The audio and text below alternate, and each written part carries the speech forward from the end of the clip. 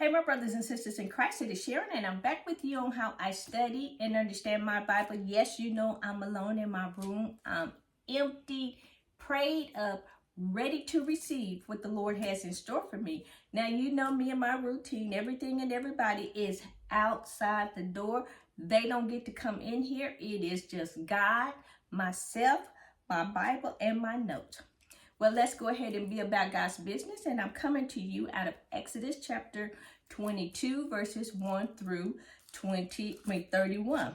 And as always, I start with observations. And here I see the law of stealing, law of responsibility, borrowing, virginity, sorcery, idolatry.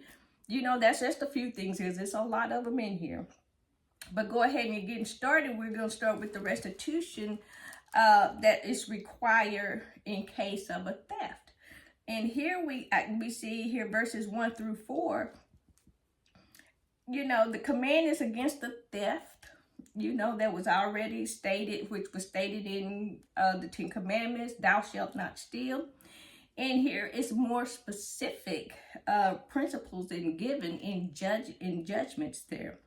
And so it says that if there was a theft or slaughter or the sale of an animal, you know, it carried a heavier fine with this. And it shows that you had intent to steal it, to take it. And under the Mosaic law, the thief had to restore what he stole.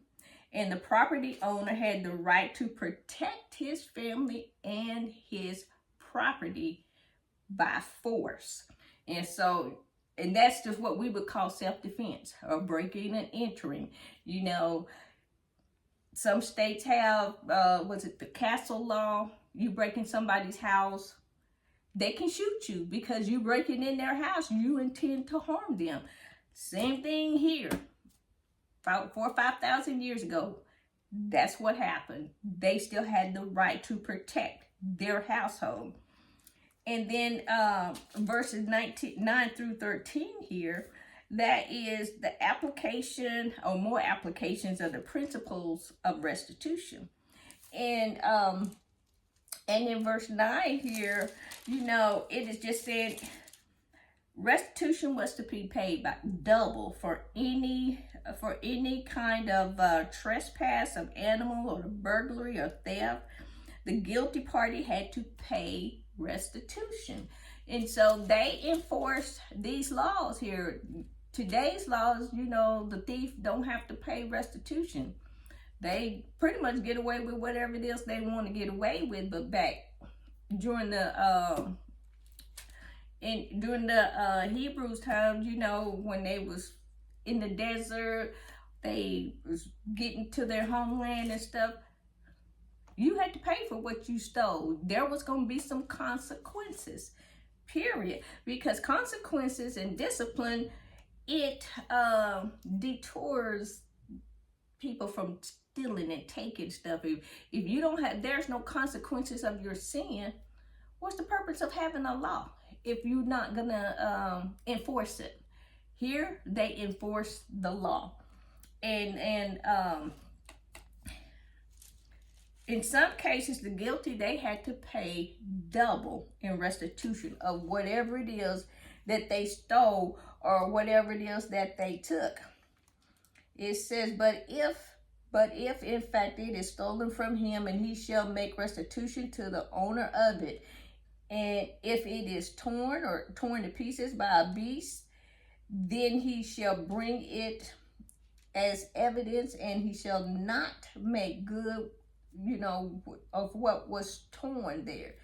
And this is telling them about when you're borrowing something, you're using something, and excuse me, it was damaged while you were using it, or if the owner was present and this damage and stuff occurred, then the owner could see what happened, and then there was no restitution and stuff. But if he wasn't present, then whoever the borrower was, they would have to make restitution to the owner. Same thing today. If you borrow somebody's car, or you rent a car. Now they make you get insurance on the car.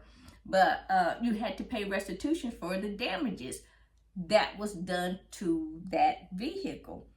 And moving on here to verses 16 through 17, the remedy for premarital sex. It says, and if a man entices a virgin who is not betrothed and lies with her, and he shall surely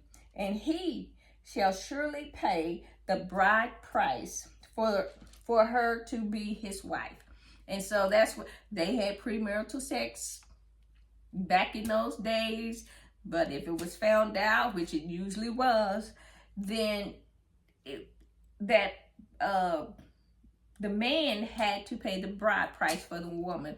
He had to be betrothed to her. He had to marry her, and usually the girl was underage, 12, 13 years old. That was, we would call it statutory rape in our time, but in their time it was a dowry or the bride price. He had to be betrothed, and excuse me, and even if the father did not okay the marriage, the man still had to pay the bride price. Whatever that was is something that the father set. And so, they had laws about premarital sex back then. Here, today's law is pretty much non-existent. And so then moving on here to verse 18 through 23, capital crimes. Now, these crimes here, and they are a part of the 10 Commandments. Thou shalt not have any other God before me. You shall not worship any graven images. And verse 18 says, and you shall not permit a sorceress to live, and whoever lies with the animal shall surely be put to death. And he who sacrifices to any god except the Lord only, he shall surely utterly be destroyed. So God did not play when it came to sorcery, idolatry, bestiality. He didn't play. There was no ifs, ands, and buts about it. There was no appeals. And this right here, verses 18 through 20, this kind of refers back to Exodus chapter 20, part 2 that I did, where I was talking about the apodictic law, which was direct commands from God. And there is no ifs, ands, buts, or ors. There's no therefores. It says you shall not do this, period. There is no defense against you shall not kill, you shall not worship any other gods. That's a direct command, period. There is no defense to that. And so moving on here to verses 21 through 24, compassion for the stranger, weak, and the vulnerable. And here you should not afflict the widow or the fatherless, a fatherless child. And you were supposed to help them in any way you could, but not leave them out in the cold. You still had to help him, show compassion, and show compassion to the stranger, because Israel was strangers for 400 years in Egypt. And they were not shown compassion, but he was teaching them, you show compassion, you give compassion, you receive compassion. And that's just what he was saying. And he said, if there's no compassion is shown to the widow or the fatherless child, the Lord said, I will kill you. That was just a pretty bold statement by him. And that's, again, one of those apodictic commands, direct command, what he would do.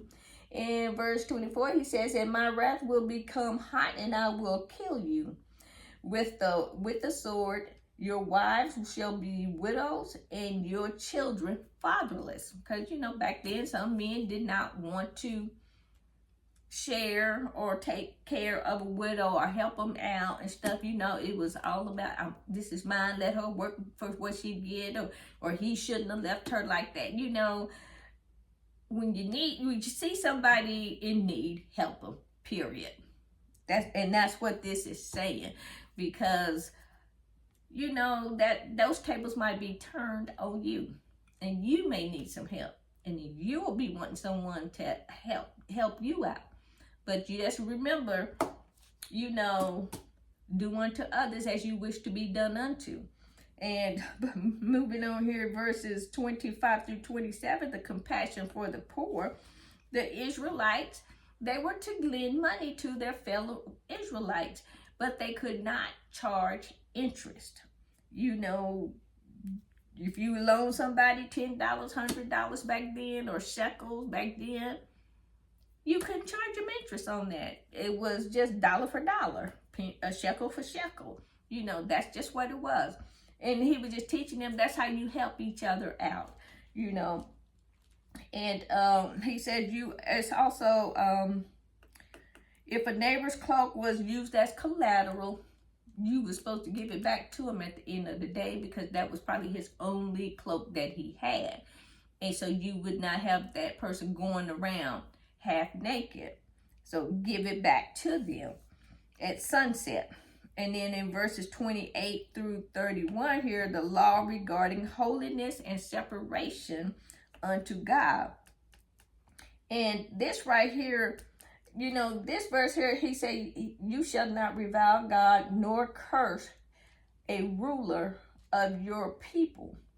And you shall not delay to offer the first of your ripe produce and your juices, the firstborn of your sons, and you shall give them to me. Now, this is the law of the first fruits. And he was telling them back there, I think it's chapter 21, I think it was. But it's the law of the first fruit. And he said, and you shall be holy men to me, and you shall not eat meat torn from the beast nor in the field, and you shall throw it to the dogs. And he said, you find a dead animal, you know, it's been attacked and stuff, don't eat that meat, because you are holy. And more than likely, it was probably because the animal was unclean. Even today, you know, Israel eats kosher meals and stuff. Meat had to be prepared a certain way, and they still keep that today. And it comes from a certain place, you know, and that's what they was doing. And so they still today keep this in honoring God. And I think that is very admirable of a people to do that, to love and honor God that much, to keep his laws and his statutes from 45,000 years ago.